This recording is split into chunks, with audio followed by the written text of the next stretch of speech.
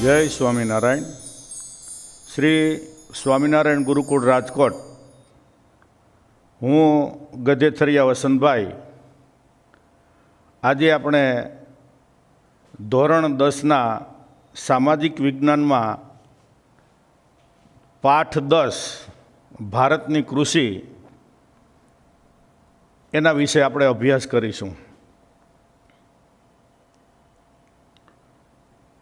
ભારત દેશ આમ જોઈએ તો ખેતી પ્રધાન દેશ છે અને એ ખેતી પ્રધાન દેશનો વૈશ્વિકીકરણનો અમલ થતાં ઘણો બધો વિકાસ થયો. એ વિકાસની અંદર કોઈ મહત્ત્વની જો બાબત હોય તો એમાં ટેકનિકલ સુધારા છે, સંસ્થાકીય સુધારા છે અને ખાસ કરીને હરિયાળી ક્રાંતિનો મહત્ત્વનો ફાળો છે. તો આજે આપણે ભારત દેશની કૃષિમાં અવલંબિત બનવા માટે, કૃષિના વિકાસ માટે, કૃષિમાં પ્રગતિ સાધવા માટે અને કૃષિના ઉત્પાદન વધારવા માટે જે પ્રયત્નો થયા છે એમાંનો પહેલો પ્રયત્ન એટલે ટેકનિકલ સુધારા. ટેકનિકલ સુધારામાં આપણે જોઈએ તો પ્રાચીન સમયની અંદર મર્યાદિત અને ટાંચા સાધનો દ્વારા ખેતી કરવામાં આવતી. હળ, ગાડું, ઓરણી, કોદાળી, પાવડો આવા અનેક પ્રકારના સાધનોનો વપરાશ થતો. ધીમે ધીમે ખેતીની અંદર છે એ આધુનિક ઉપકરણોએ પગ પેસારો કરતા ટ્રેક્ટર, ટેલર્સ અને આવા અનેક પ્રકારના સાધનોનો વપરાશ થવા લાગ્યો, રોટાવેટર્સ ને વગેરે.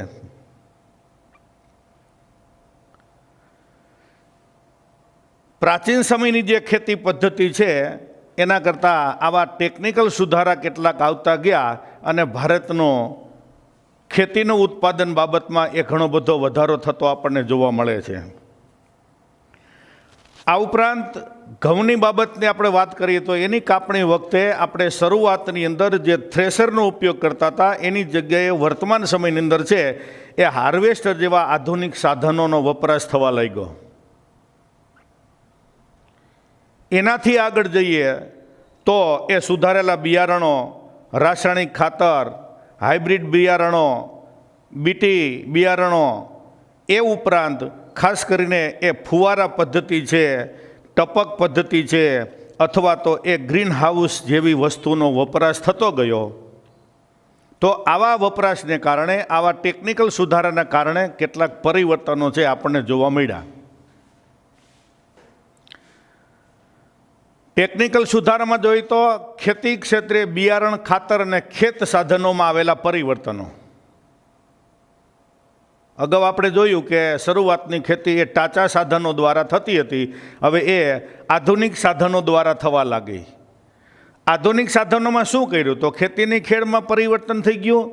નવા સુધારેલા બિયારણો, હાઇબ્રિડ બિયારણો, બીટી બિયારણો છે આવી ગયા અને ખેતીમાં વપરાતા જે સાધનો છે જેને આપણે ઓજારો કહીએ છીએ એમાં પણ એ નવા ટેકનિકલ સુધારા આવીને ઘણા બધા પરિવર્તનો આપણને જોવા મળે છે. એમાં સૌથી પહેલી મહત્ત્વની બાબત જોઈ તો સિંચાઈ માટે ખેડૂત પહેલાં કોસ અને રેટ જેવા સામાન્ય સાધનોનો ઉપયોગ કરતો હતો. એની જગ્યાએ આજે એ સબમર્સિબલ પંપ છે, મોનોબ્લોક પંપ છે, સોલાર પંપ છે, ટપક સિંચાઈ પદ્ધતિ કે ફુવારા પદ્ધતિનો વપરાશ છે થવા લાગ્યો. તો આ થયા ટેકનિકલ સુધારા.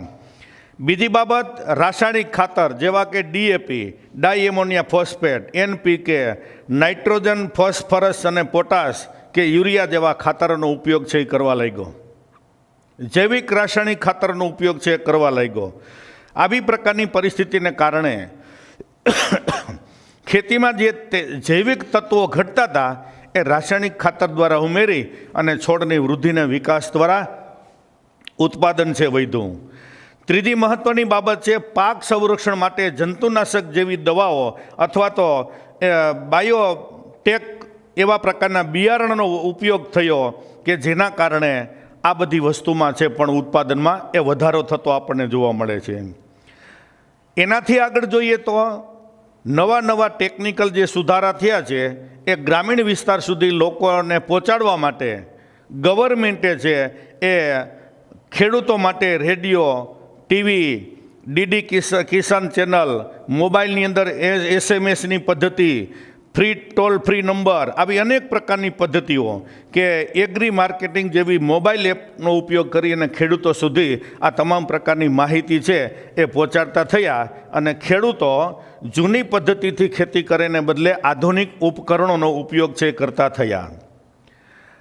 આગળ ઉપર જોઈએ તો હજી છેવાડાના ઘણા બધા ગામડા એવા છે કે જ્યાં આવા ઇલેક્ટ્રોનિક સાધનોનો ઉપયોગ ઓછો થતો હોય, સંપૂર્ણપણે માહિતી એ લોકો સાંભળતા ના હોય, એની પાસે એવો સમય ન હોય તો ગ્રામ સેવકો રાખીને લોકોને નવી ટેકનોલોજીની માહિતી પૂર્ણ કરવામાં આવે છે, પૂરી પાડવામાં આવે છે.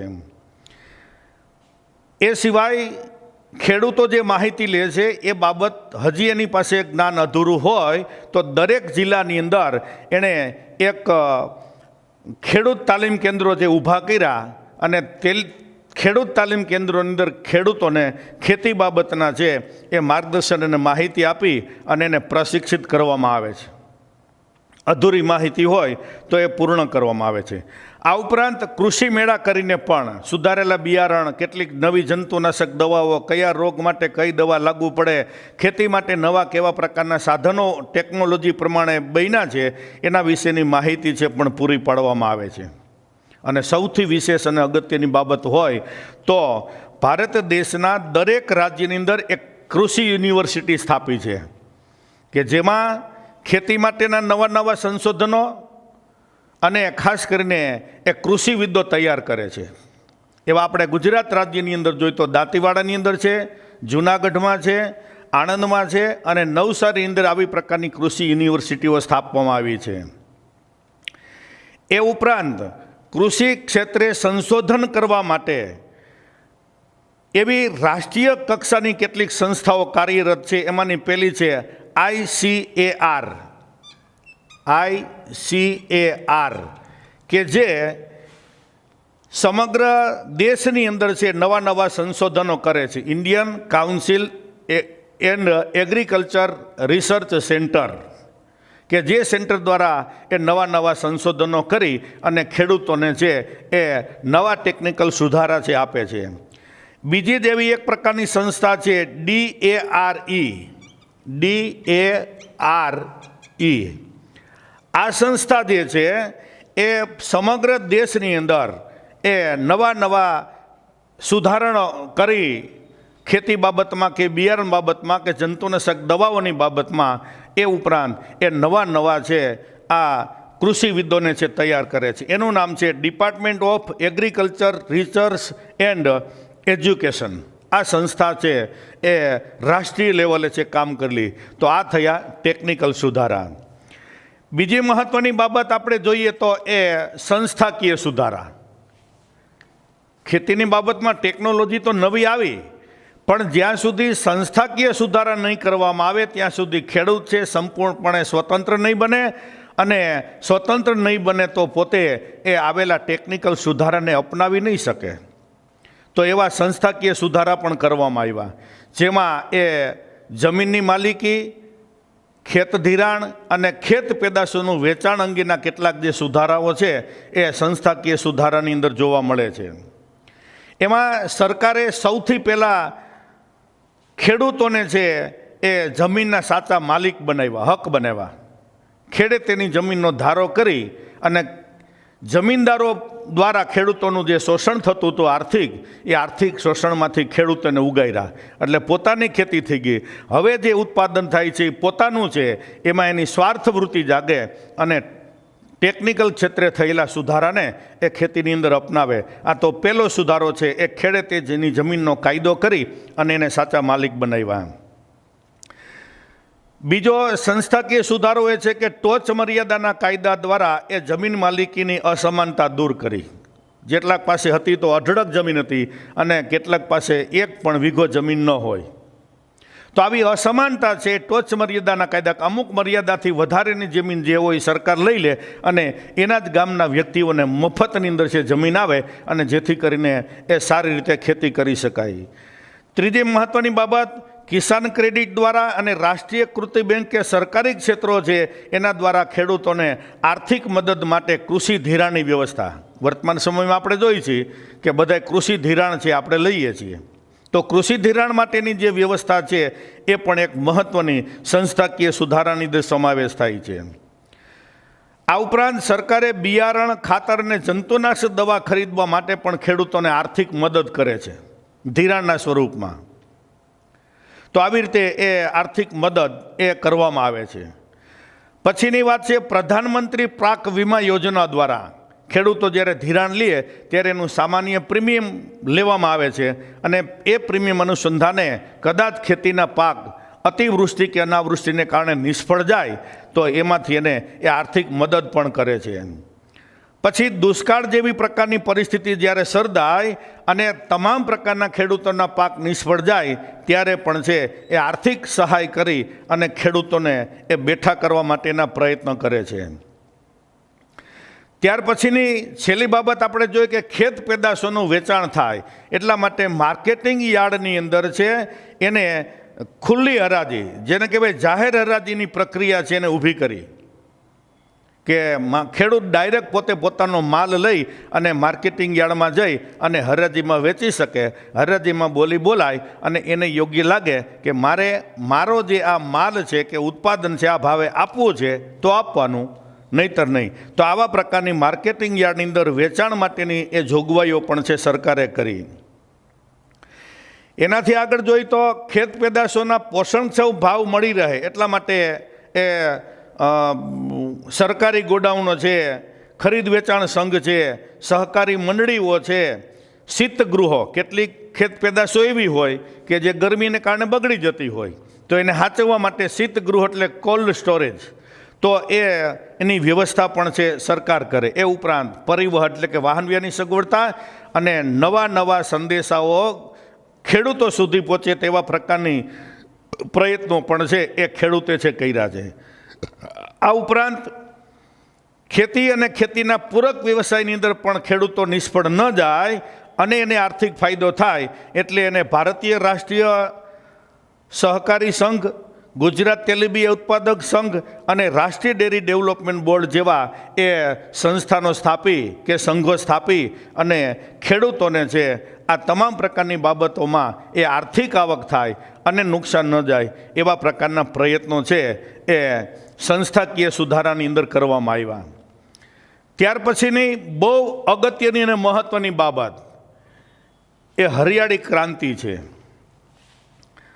આપણે જોઈએ કે ટેકનિકલ અને સંસ્થાકીય સુધારા કરી અને સરકાર ખેડૂતોને અનેક પ્રકારની જરૂરિયાતો પૂર્ણ કરે અને ખેડૂત આર્થિક દૃષ્ટિએ એ પગભર થાય એવા પ્રયત્ન કરે. પણ હરિયાળી ક્રાંતિ જ ન હોય તો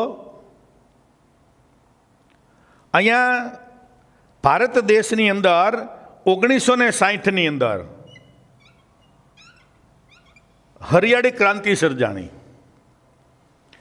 એ પહેલાં ભારત જેવા જે દેશ છે એને અનાજની બાબતમાં તીવ્ર અછત જોવા મળતી અને આ તીવ્ર અછતને પૂર્ણ કરવા માટે દુષ્કાળના સમય દરમિયાન ઘણી વખત વિદેશમાંથી માલ છે મંગાવવો પડતો. તો ભારત જેવા કૃષિ પ્રધાન દેશ માટે અનાજની બાબતમાં પરાવલંબી બનવું એ બહુ અઘરું હતું, મુશ્કેલ હતું. આપણી પાસે આટલી બધી ખેતી ઉત્પાદન કરી શકે તેવી ક્ષમતા, ખેતીના અનેક પ્રકારના પાકને અનુકૂળ આવે તેવી આબોહવા અને ભૌગોલિક પરિસ્થિતિ, અને છતાં પણ આપણે એ અનાજની બાબતમાં એ બીજા ઉપર આધારિત રહેવું પડે, પરાવલંબી રહેવું પડે એવા પ્રકારની પરિસ્થિતિની સામે 1960 પહેલાં ભારત દેશ છે એ ઝઝૂમી રહ્યો હતો. અને ગવર્મેન્ટે, સરકારે છે ભારત દેશનો જો ઉદ્ધાર કરવો હોય તો ખેતી સિવાય બીજો વિકલ્પ એની પાસે નહોતો, એટલે એને ફરજિયાતપણે એ કૃષિ ઉપર છે આધાર રાખવો પડે. અને કૃષિ ઉપર જો આધાર રાખવો હોય તો એને ખેતીની અંદર હરિયાળી ક્રાંતિ લાવવી જ પડે, અને તો જ એની ટેકનિકલ અને સંસ્થાકીય સુધારા છે એમાં એને સફળતા મળે.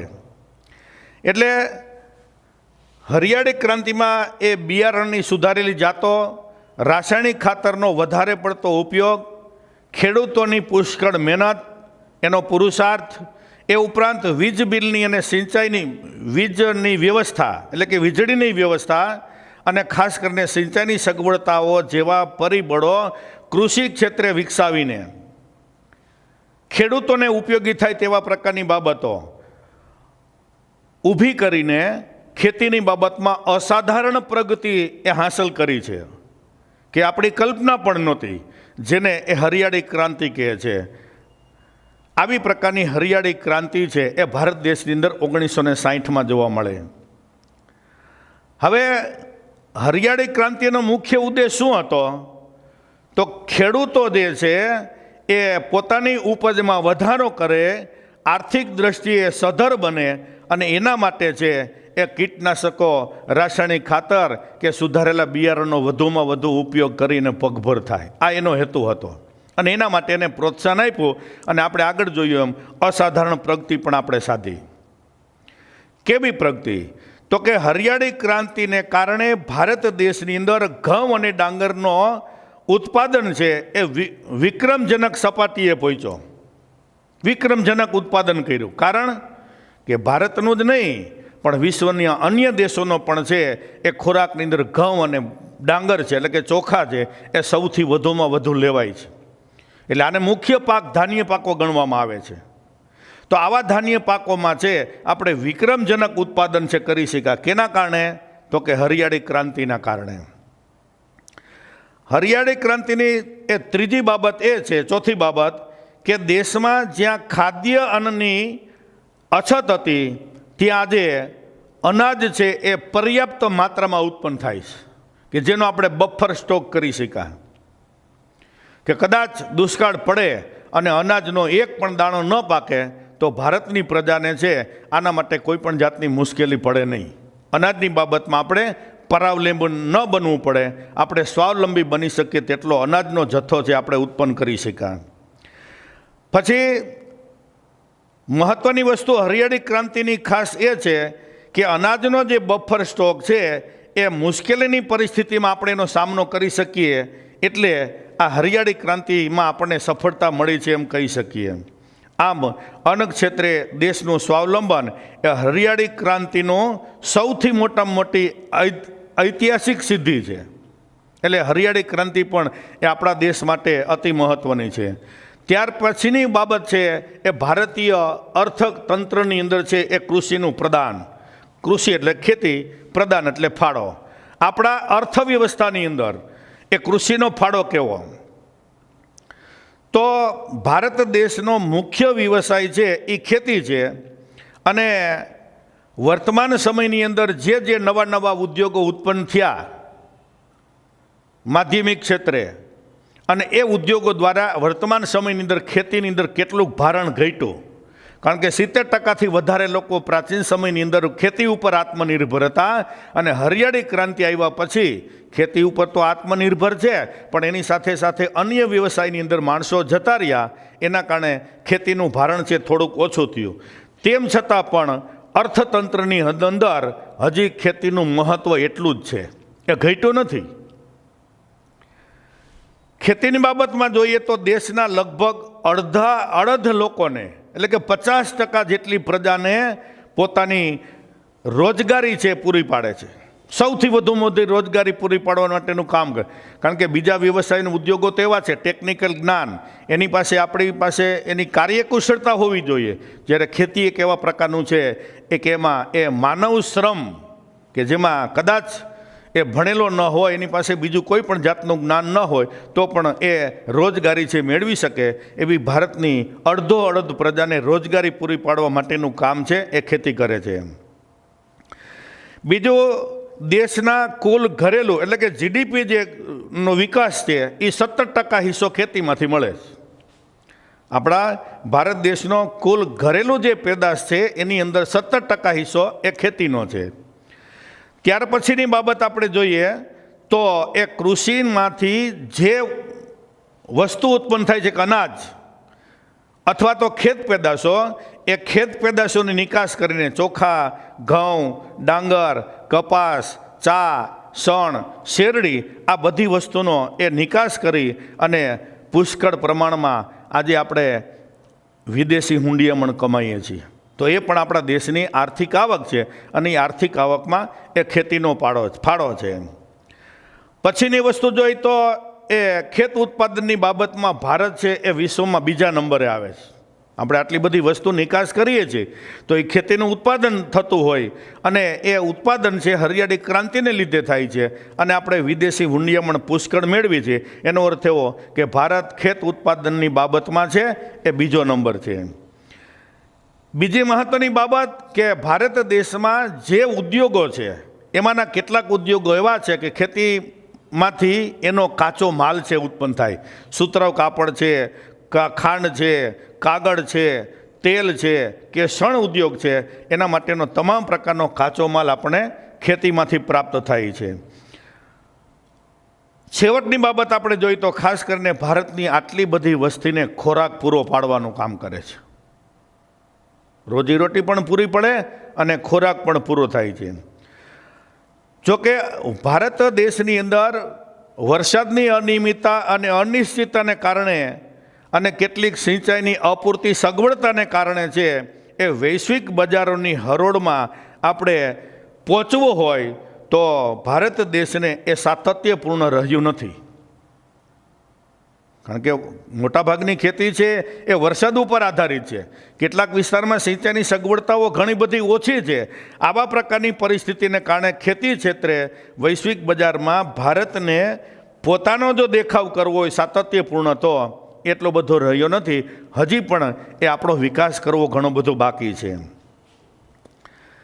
ત્યાર પછીની બાબત છે અનાજ સંરક્ષણ. અનાજનું રક્ષણ કરવું છે એ દરેક દેશ માટે અતિ અગત્યનું છે. અનાજની માંગ વધતી જશે અને અનાજ જો બીજા દેશમાંથી આયાત કરવું પડશે તો આવા અનાજની બાબતમાં આયાત કરનારો દેશ છે એની રાજકીય સ્વતંત્રતા છે જોખમમાં મુકાય. જેમ જેમ વસ્તી વધતી જાય તેમ એ અનાજની માંગ છે વધતી જાય. ભારત દેશની અંદર હરિયાળી ક્રાંતિ આવવાથી અનાજની બાબતમાં આપણે ઘણો બધો વધારો કરી શક્યા છીએ. પણ પરિસ્થિતિ એવા પ્રકારની છે કે 1951ની અંદર ભારતની જે વસ્તી છે એ 36 કરોડ અને 10 લાખની હતી. 36 કરોડ ને 10 લાખની. જ્યારે આજે એ જ વસ્તી એટલે કે 2020ની વસ્તીની ગણતરી જોઈ તો 125 કરોડની વસ્તી. આમ તો અત્યારે 134-35 કરોડ થઈ ગયા.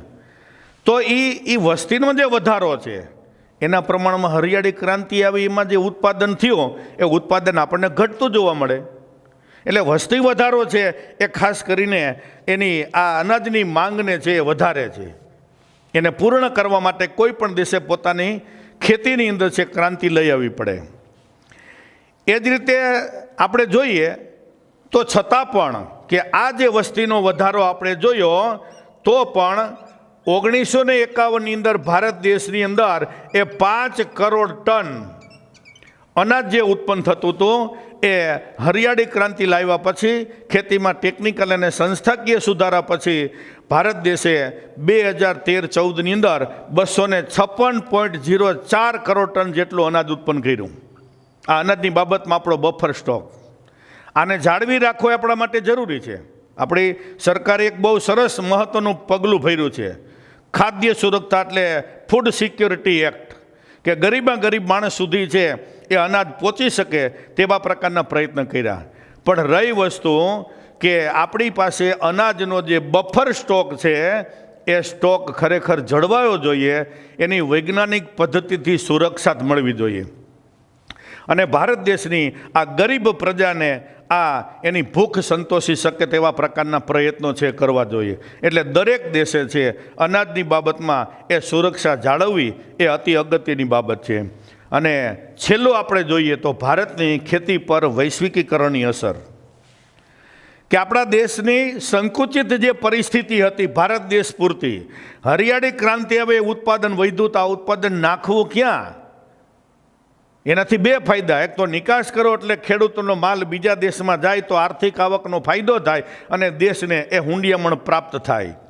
એટલે આવી પ્રકારની પરિસ્થિતિમાં ભારત દેશે વૈશ્વિકીકરણ અપનાવ્યું અને વૈશ્વિકીકરણને કારણે ભારતમાંથી દાખલા તરીકે મરચાં, તલ અને કપાસ છે એ ચીનના બજાર સુધી પહોંચ્યું અને વિદેશના બજારમાંથી ભારત દેશમાં એના અનેક પ્રકારના ફ્રૂટ એટલે કે ફળ ફૂલ છે આપણે બહારથી મંગાવતા થયા. આ ઉપરાંત વૈશ્વિકીકરણને કારણે ભારતમાં બહુવિધ રાષ્ટ્રીય કંપનીઓ છે આવી અને એમણે આ મોટિફાઈડ બિયારણો, બીટી બિયારણો વગેરે જેવા છે એ બિયારણ ઉત્પન્ન કરી અને ખેત સુધારણા અંદર પ્રયત્ન કર્યા. આર્થિક દ્રષ્ટિએ આ બાબતો બધી ખર્ચાળ છે ખરી, પણ છતાંય ભારત દેશે છે એ કપાસ અને મકાઈની બાબતમાં છે એ વિક્રમજનક એ વિકાસ સાધ્યો. શેના કારણે? બીટી બિયારણોને કારણે. તો આ પણ એના માટે અગત્યનું. અને આ પરિસ્થિતિ જાય ત્યારે કેટલાક ઉત્પાદનની વૈશ્વિક બજાર પ્રાપ્ત થતાં આપણે એની પેટર્ન રજિસ્ટ્રેશન કરવાની જરૂર પડી. પેટર્ન રજિસ્ટ્રેશન કરવા માટેની જરૂર પડી અને એ આપણા માટે જરૂર છે. વિશ્વના બજારમાં આપણી ગુણવત્તાસભર કૃષિ પેદાશ મળે એની પેટર્ન છે એ દેશના નામે નોંધાવવી જોઈએ. એટલે આ રીતે એ કૃષિની બાબતની અંદર વૈશ્વિકીકરણ આવતા એ ભારત દેશની અનેક પ્રકારની બાબતોમાં ખેતીનું ઉત્પાદન, ખેતીના ઉત્પાદનની સુધારણા, વૈશ્વિકીકરણના કારણે વિશ્વની અંદર નિકાસ અને વિશ્વના દેશોમાંથી ખેત પેદાશની આયાત, આવી બધી વસ્તુઓ છે આપણે પૂર્ણ કરી શક્યા. અને હજી કૃષિની જે પેદાશો છે એની માંગ કાયમીને માટે રહેવાની છે. આપણે જો આર્થિક પ્રગતિ અને વિકાસ આને આ પરિસ્થિતિમાં જો સાધી રાખવો હોય તો બીજી હરિયાળી ક્રાંતિ માટે એ નક્કર વ્યૂહરચના ગોઠવવી, નક્કર પગલાં ભરવા છે એ બાકી છે. તો જ આર્થિક દ્રષ્ટિએ વિજ્ઞાન અને ટેકનોલોજીના સુધારા પછી હરિયાળી ક્રાંતિની પરિસ્થિતિને કારણે દેશની આર્થિક પરિસ્થિતિ જે સુધરી છે એમાં ખાસ કરીને અનાજની બાબતમાં અને ખેત પેદાશોની બાબતમાં એ આપણે એ પ્રમાણે છે એ જાળવી રાખશું. અહીંયા 10મો પાઠ છે આપણે પૂર્ણ કરીએ છીએ. જય સ્વામિનારાયણ.